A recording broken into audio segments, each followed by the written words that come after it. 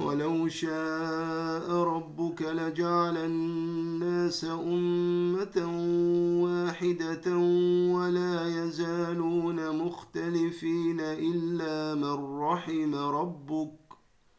ولذلك خلقهم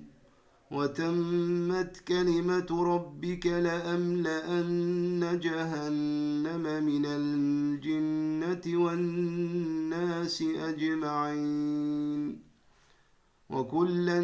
نقص عليك من أنباء الرسل ما نثبت به فؤادك وجاءك في هذه الحق وموعظة وذكرى للمؤمنين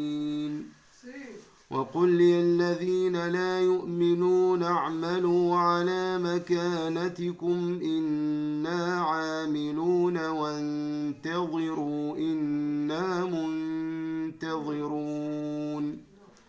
ولله غيب السماوات والأرض وإليه يرجع الأمر كله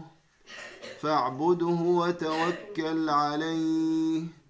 وما ربك بغافل عما تعملون